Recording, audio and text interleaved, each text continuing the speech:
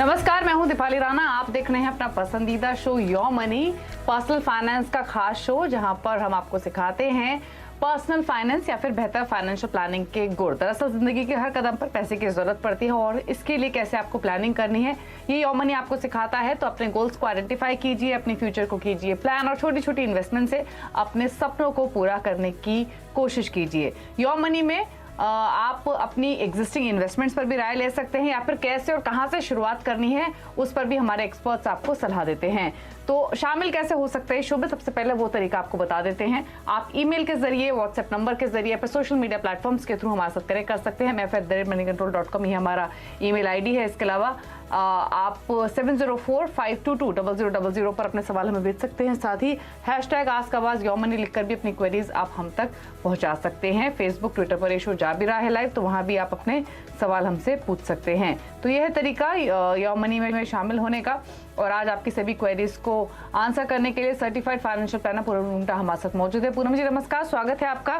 Queries लें उससे पहले एक चीज मैं समझना चाहती हूँ, इन दिनों जब मार्केट में हम करेक्शन, हाई वॉलेटिलिटी देख रहे हैं, क्लाइंट्स आपसे पूछते हैं क्या कि करना क्या चाहिए, एसआईपीज रोक दें, नई स्टार्ट करें या फिर एग्जिस्टिंग इन्वेस्टमेंट्स को लेकर क्या करें, इस तरीके की एप्रीहेंशंस कितनी आती हैं इन्वेस्टर के मन में और आपका सजेशन क्या होता है? दीपाली, ये तो एक बहुत ही कॉमन रिएक्शन है इन्वेस्टर का। जब मार्केट गिरता है तब वो पैनिक करके एसआईपीज बंद करना चाहते हैं और इन्वेस्टमेंट से निकलना चाहते हैं, और जब मार्केट की चाल ऊपर की तरफ बढ़ती है तब वो उसमें और इन्वेस्ट करना चाहते हैं, जो कि absolutely wrong way of managing your money है। मतलब आपको उल्टा होना चाहिए। जो भी एसआईपी कर रहे हैं वो ये बात समझ लें कि जब भी मार्केट आपका नीचे का मतलब उतार देखता है ड्यूरिंग योर इन्वेस्टमेंट पीरियड, ये आपके लिए एक बहुत बड़ा बून है। ये आपके लिए अच्छी बात है क्योंकि आपकी एवरेजिंग अच्छी बन रही है। आपको कम एनएवी में ज्यादा यूनिट्स एक्यूमुलेट करने की कोशिश, मतलब पूरी की पूरी जो स्ट्रैटेजी जिसके लिए हम एसआईपी में इन्वेस्ट कर रहे हैं वो बनती है। तो आपको बिल्कुल भी एसआईपी में से रुकना नहीं चाहिए, निकलना नहीं चाहिए, जब बल्कि इसमें आप चाहें तो और बढ़ाना चाहिए अपनी एसआईपी। और दीपाली, लोग रोजमर्रा में पूछते हैं कि मैडम और इतने महीने हो गए अभी भी मार्केट में वोलेटिलिटी बनी हुई है। तो अगर वो प्रोफेशनल की सलाह मानते हैं तो बने रहते हैं और आगे चल के उन्हें बहुत अच्छा फायदा होता है। ठीक है, चलिए, तो ये सजेशन है आपके लिए। अपनी इन्वेस्टमेंट्स को कंटिन्यू कीजिए। अगर आप लॉन्ग टर्म इन्वेस्टर हैं तो इस तरह की वॉलेटिलिटी से परेशान ना हो। इन्वेस्टमेंट स्टार्ट करने का कोई टाइम नहीं होता है, अभी भी कर सकते हैं, की हुई हैं तो उनको कंटिन्यू कीजिए। ये फेज है, ये भी निकल जाएगा। लेकिन चलिए बिना देरी के अब सवालों करते हैं शामिल। हमारे साथ पहले कॉलर भी मौजूद है फोन लाइन पर, संदीप दास मुंबई से, नवी मुंबई से इनफैक्ट। संदीप जी नमस्कार, बताइए क्या सवाल है आपका? मैडम, मेरा पोर्टफोलियो तो आपको भेजा है। ओके, हेलो जी, आपका पोर्टफोलियो है हमारे पास, आप बताइए क्या जानना चाहते हैं? टारगेट है 3 crore around 2027 along with this 92 lakhs। Already मेरा 92 लाख पोर्टफोलियो अमाउंट है प्रेजेंट। ओके, वो जोड़ के मेरे को अराउंड 3 करोड़ चाहिए आफ्टर 5 ईयर, मतलब 2027। हर महीना में 1,10,000 मेरा एसआईपी चल रहा है। अनदर एवरी मैं और 10% बढ़ाना चाहता हूँ। ये भी मेरा प्लान है, but not now, it will take another 6-7 month. And 10 lakh का मेरे पास जो मैं चाहता हूँ उसको एसटीपी थ्रू कुछ अच्छा फंड में करे, ऐसा मैं समझ गए। ठीक है, तो आपके पास कितने फंड्स हैं अभी? 3, 4, 5, 6, 8 फंड्स के आसपास हैं आपके पास। और पूनम जी 8 फंड्स हैं, पोर्टफोलियो तो है आपके पास इनके। कौन कौन से फंड्स इन्होंने लिए हुए हैं और इनकी जो टोटल एसआईपी अभी चल रही है मंथली बेसिस से वो 1,10,000 की हैं। 2017 से ये एसआईपी कर रहे हैं। एक पार्ट तो ये हुआ, इस पोर्टफोलियो से ये 5 साल में 3 करोड़ कमाना चाहते हैं, तो एग्जिस्टिंग वैल्यू ऑलरेडी 1 करोड़ के आसपास की है इनके पोर्टफोलियो की। इस बात को ध्यान में रखते हुए आपको इनके गोल पर क्या कमेंट है? दूसरा, 2 चीजें इन्होंने बताई। एक तो ये 10% अपना इन्वेस्टमेंट इंक्रीज करेंगे अब से 6-7 महीने बाद, और ये रेगुलरली करते रहेंगे। तो किस फंड के साथ ये फंड्स इंक्रीज करें? और एक और बात इन्होंने कही, लमसम 10 लाख रुपए ये सिस्टमैटिक ट्रांसफर प्लान के थ्रू किसी फंड में लगाना चाहते हैं। तो इनके 2-3 चीजें आपको बतानी है। बेसिकली इनका एग्जिस्टिंग पोर्टफोलियो और जो ये इन्वेस्टमेंट इंक्रीज करना चाहते हैं वो कहाँ करें, प्लस इनके गोल्स पर आपके कमेंट। दीपाली, सबसे पहले तो हम पहला जो इनका सवाल है कि 3 करोड़ रुपए 5 साल में मौजूदा जो एसआईपी है उसके जरिए प्लस एक्यूमुलेटेड जो अमाउंट है 92 लाख का, और इन्होंने कहा है कि 92 लाख तो अलग चाहिए और 3 करोड़ इनको एक्यूमुलेट करने हैं। मुश्किल लग रहा है ये टारगेट, बिकॉज 5 साल इतना बड़ा होराइजन नहीं है कि हम 15% की प्रोजेक्टेड रिटर्न से कैलकुलेशन कर सकें। 5 साल के लिए अगर हम 10% 11% का रिटर्न मान के मार्केट का चलते हैं तो भी ये अपने टारगेट तक नहीं पहुंच सकते। इन्हें शॉर्टफॉल होगा अपने गोल से। अगर ये और 5 साल बढ़ा दे, यानी महज मतलब 10 साल अगर अपना होराइजन रख दे तो ये आराम से 3 करोड़ बना सकते हैं 1,10,000 की एसआईपी से। और हाँ, ये 10% एसआईपी बढ़ाएंगे तो उससे थोड़ा टाइम होराइजन कम हो जाएगा और 5 साल में मुश्किल लग रहा है टारगेट अचीव करना। दूसरा, ये जो इनका जो पोर्टफोलियो है लार्जली ये लार्ज कैप फंड्स की तरफ है। सिर्फ एक स्मॉल कैप है और एक मिड कैप है, कोटक इमर्जिंग फंड, जिसमें अच्छी खासी रकम 15,500 की, और निप्पॉन स्मॉल कैप में 10,000 है। ये थोड़े रिस्की माने जाएंगे फॉर अ 5 ईयर होराइजन। हाँ, लंबी अवधि के लिए तो ये अच्छे हैं, जितनी भी वोलेटिलिटी मार्केट के नेगेट कर सकते हैं ये funds, but short term of 5 years में मुझे बहुत रिस्की लग रहे हैं। इन्हें करीब 2 से 3 साल के बाद रिव्यू करके अगर हो सके तो इसमें से एग्जिट होके थोड़ा डेट की तरफ एलोकेशन करना होगा। बिकॉज दीपाली, ऐसा होता है कि जब हमारा जो भी होराइजन होता है, टाइम होराइजन समझो 5 साल का है, तो हम 5 साल तक उसमें नहीं बने रहते हैं पोर्टफोलियो में। हम धीरे धीरे 2 या 3 साल के बाद उसमें से धीरे धीरे डेट की तरफ एलोकेशन करते हैं ताकि जो प्रॉफिट्स हमने बनाए हैं इक्विटी से वो इरोड ना हो जाए। Because of the share nature of the market volatile है, कभी भी उतार चढ़ाव होता है, तो हम प्रॉफिट्स को बुक करना चाहते हैं हमारे गोल पीरियड के पहले। तो 5 साल का होराइजन में हम पूरे 5 साल इक्विटी में नहीं बने रह सकते, इसलिए ये जो हम 10% का रिटर्न लेके चलते हैं तो ये मुश्किल है इनका बनना। तो या तो टाइम होराइजन बढ़ा दे या फिर इन्हें अपनी एसआईपी की अमाउंट 3.5 लाख के आसपास करनी होगी ताकि ये बहुत आराम से 3 करोड़ रुपए इससे कमा पाए। और ये 2 फंड्स की तरफ, यानी Kotak emerging fund mid cap है और निप्पॉन स्मॉल कैप की तरफ स्पेशली ध्यान दें। बाकी ये बने रह सकते हैं अपने फंड्स में और धीरे धीरे ये डेट की तरफ इन्हें एलोकेशन करना चाहिए आफ्टर 2 to 3 years। ठीक है, चलिए, तो आपके पूरे पोर्टफोलियो पर राय दी गई है। 2 फंड्स जो आपके पोर्टफोलियो में है, निप्पॉन का स्मॉल कैप, कोटक का इमर्जिंग इक्विटी, थोड़े से रिस्की फंड्स हैं और तो इनको आप अपने पोर्टफोलियो से हटा सकते हैं। टाइम होराइजन थोड़ा सा बढ़ाना पड़ेगा अपने गोल को हासिल करने के लिए। 12%, 10-11% का रिटर्न भी मिला तो भी 1.5 करोड़ आप एग्जिस्टिंग पोर्टफोलियो से कमा पाएंगे। लेकिन हाँ, एसआईपी अमाउंट अगर आप धीरे धीरे बढ़ाएंगे और मार्केट की स्थिति और बेहतर होती हुई दिखी और बाई चांस आपको अच्छे रिटर्न्स मिले तो डेफिनेटली आप अपने कॉर्पस के या फिर जो कॉर्पस आप एक्यूमुलेट करना चाहते हैं उसके नजदीक पहुंच सकते हैं। अगले कॉलर से बात करेंगे। तनोज नैयर हमारे साथ मौजूद हैं। तनोज जी नमस्कार, बताइए क्या सवाल है आपका।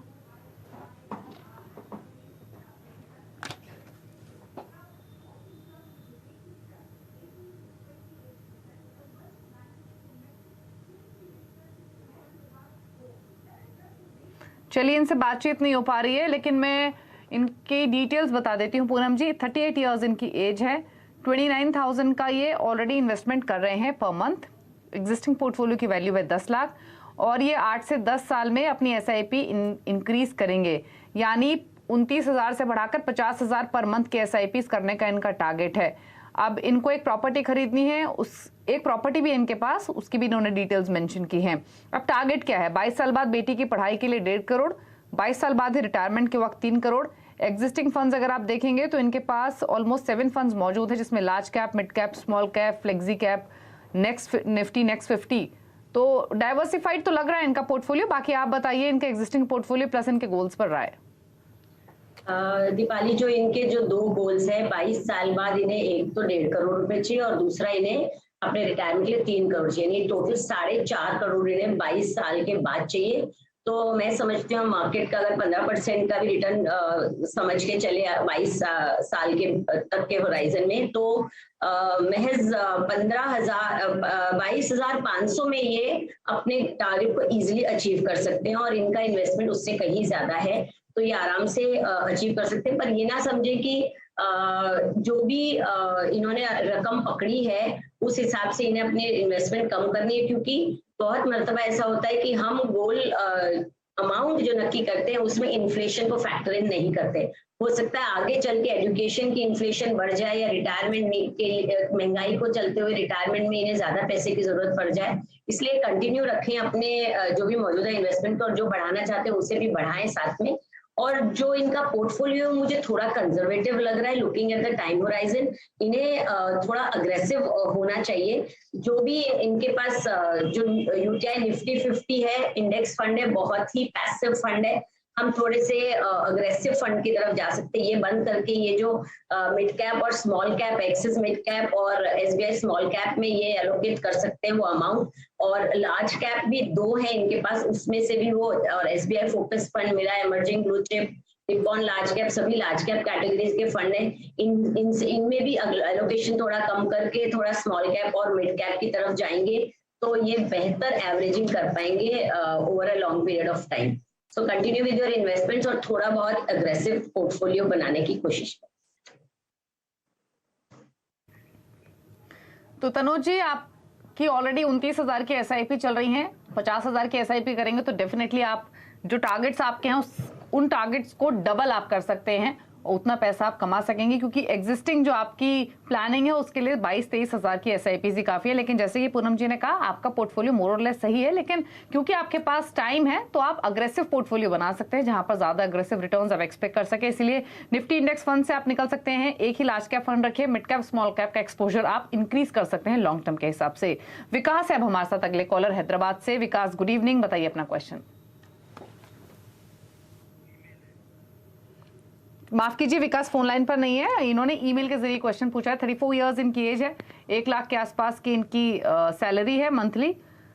जानना चाहते हैं पोर्टफोलियो में कोई चेंजेस करने हैं क्या। तो पहले तो इनके पोर्टफोलियो में बता दूं, इन्वेस्को का इंडिया कॉन्ट्रा फंड है, 1500 का एसआईपी चल रहा है। एक्सिस का लॉन्ग टर्म इक्विटी में 1500 की एसआईपी है। एक्सिस ब्लू चिप में 7,500 की एसआईपी है और पराग पारी फ्लेक्सी कैप में 9,500 की एसआईपी। तो जो टोटल एसआईपीज इनकी हैं वो ऑलमोस्ट 20,000 पर मंथ की हैं। और 10 साल में इनको 50 लाख चाहिए बच्चे की पढ़ाई के लिए, 25 साल के बाद रिटायरमेंट के वक्त 3 करोड़ चाहिए। तो बताइए इनका गोल और प्लस इनकी इन्वेस्टमेंट्स पर आपके कमेंट्स। दीपाली, जो 10 साल बाद 50 लाख का इनका गोल है उसके लिए उन्हें एसआईपी करनी होगी प्रति माह 20,000 रुपए की, और 25 साल बाद 3 करोड़ रुपए चाहिए उसके लिए महज 10,000 रुपए की एसआईपी। 25 साल में सिर्फ 10,000 में 3 करोड़ कमा सकते हैं, वही पावर ऑफ कंपाउंडिंग है एसआईपी का। तो टोटल 30,000 रुपए की एसआईपी से ये अपने दोनों गोल को बहुत आराम से अचीव कर सकते हैं।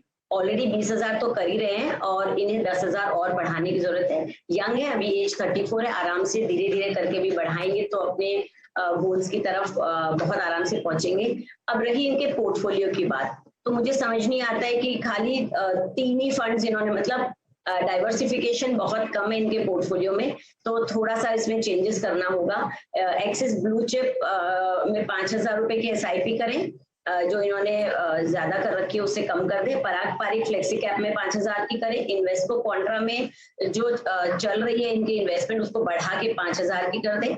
फिर एक मिड कैप भी ले, क्योंकि लॉन्ग टर्म होराइजन है इनका, कोटक इमर्जिंग फंड में 5,000 की कर ले।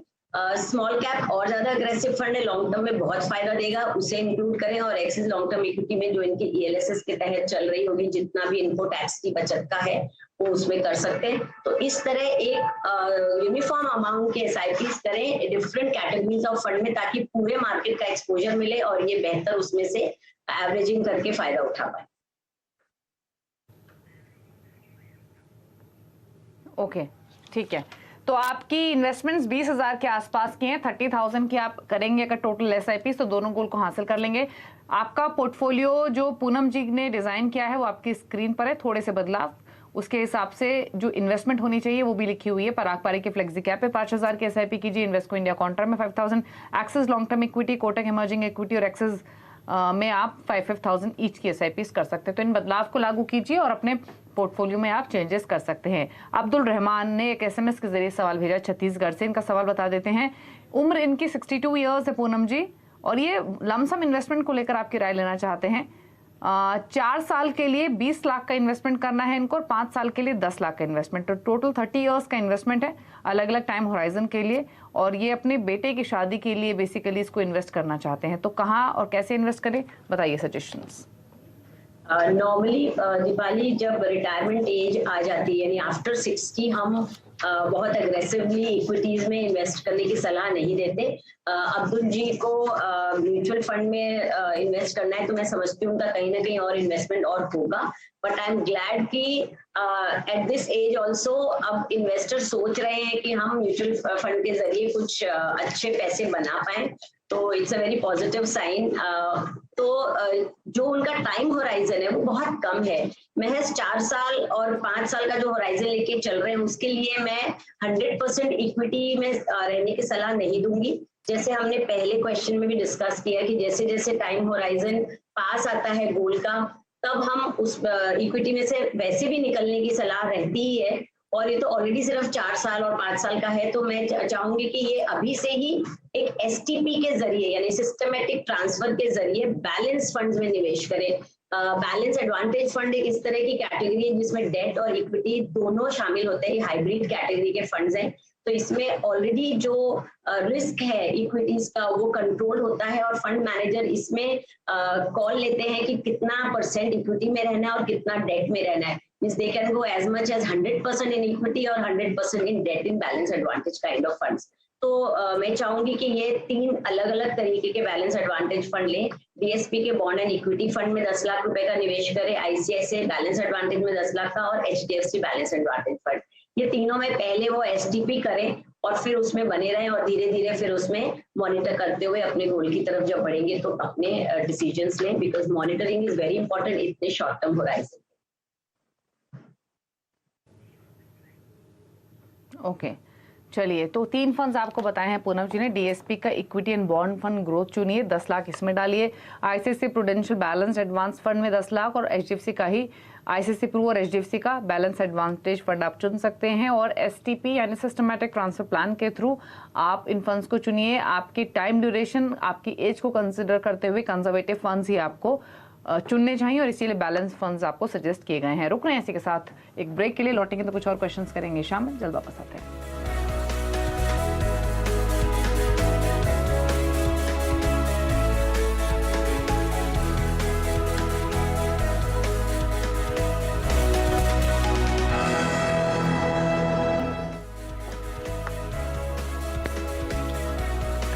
आप देख रहे हैं योर मनी और हमारे साथ पूनम रुंगटा मौजूद है अभी क्वेरीज को आंसर करने के लिए। पहले कॉलर जो जुड़े हैं हमारे साथ ब्रेक के बाद उनसे बातचीत करते हैं। गुड़गांव से सुरेंद्र वर्मा हैं।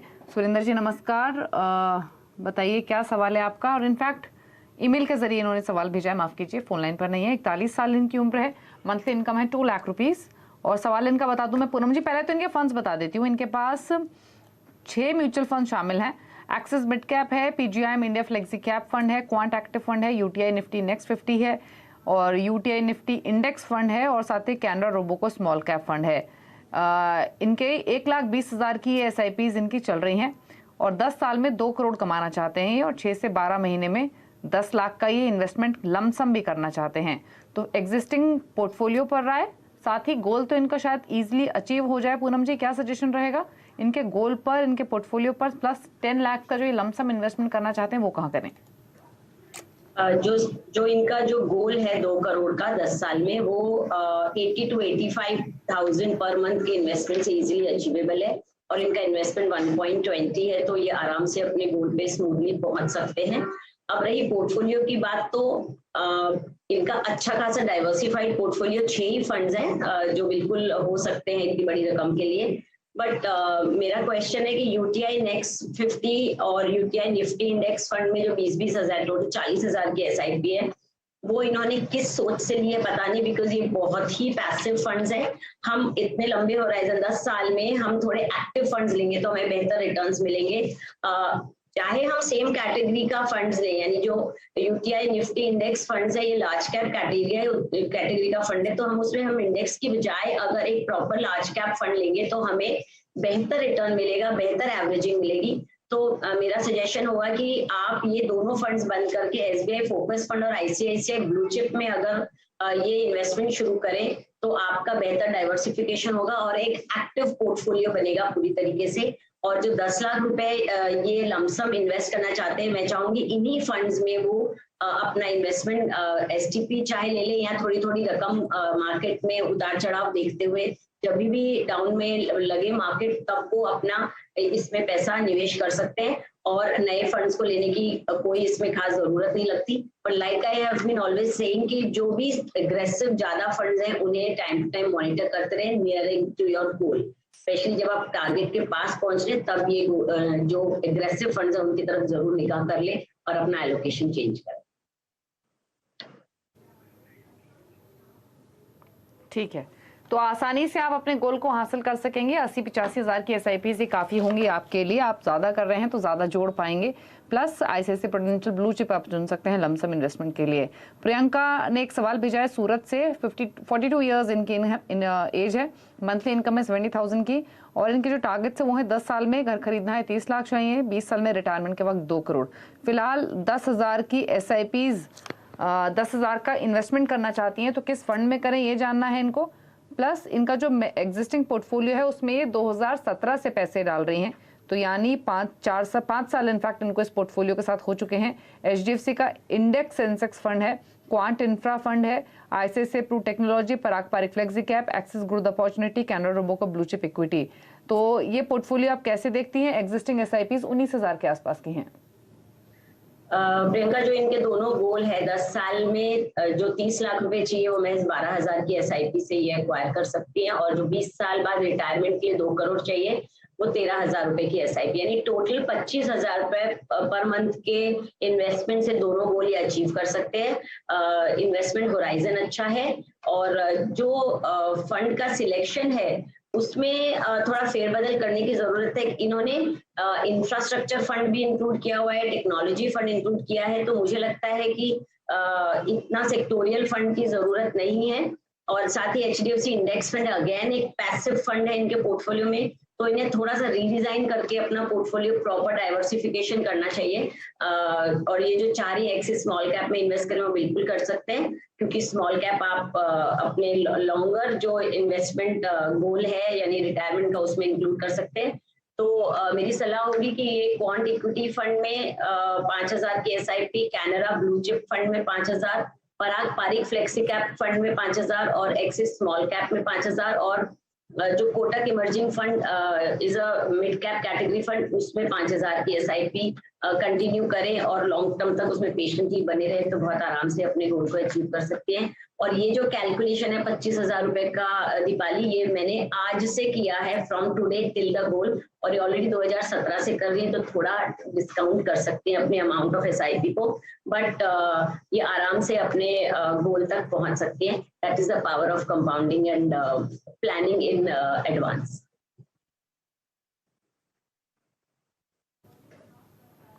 ठीक है, चलिए, तो ये सजेशंस आपको दिए गए हैं, इनके साथ अपने पोर्टफोलियो में बदलाव कीजिए और इन्वेस्टमेंट्स करती रहिए। चलिए, शो को समेटने का वक्त है। पूनम जी, हमारे उन इन्वेस्टर्स के लिए जो शुरुआत करना चाहते हैं म्यूचुअल फंड पोर्टफोलियो की, क्या चॉइसेस आपकी रहेंगी, क्या रिकमेंडेशन है म्यूचुअल फंड्स में? दीपाली, जो भी म्यूचुअल फंड के थ्रू इन्वेस्ट करना चाहता है उनके इस थॉट को मैं बहुत वेलकम करूंगी। ये बिल्कुल करना ही चाहिए। म्यूचुअल फंड के एसआईपी रूट ही एक ऐसा रूट है जिसके तहत आप छोटी रकम से शुरुआत करके आगे चल के बहुत बड़ा वेल्थ एक्यूमुलेट कर सकते हैं। तो डिवर्सिफिकेशन बहुत जरूरी है। आप क्वांट एक्टिव फंड लीजिए, आईसीआईसीआई का ब्लू चिप फंड लीजिए, एसबीआई स्मॉल कैप और कोटक इमर्जिंग इक्विटी फंड, इस तरह के 4 फंड के अंदर टोटल मार्केट डाइवर्सिफिकेशन हो सकता है। बट अगेन ये एक जेनरिक सिलेक्शन ऑफ फंड्स है। एट द एंड आपका जो जोखिम उठाने की क्षमता है उसके ऊपर डिपेंड करेगा, साथ ही आपका जो टाइम होराइजन है और आपकी एज, ये सब कुछ को मिला जुला के ही पोर्टफोलियो बनाना चाहिए। तो इन्वेस्टमेंट की शुरुआत बहुत सोच समझ के साइंटिफिक ढंग से किसी प्रोफेशनल की राय लेके ही करना चाहिए। ठीक है, शुक्रिया आपका पूनम जी आने के लिए शो में और सभी क्वेरीज को पर अपने राय देने के लिए और ये फंड्स हमारे व्यूअर्स को बताने के लिए। तो इसी के साथ योमनी में तो इतना ही, लेकिन खबरें जारी हैं CNBC आवाज पर। नमस्कार।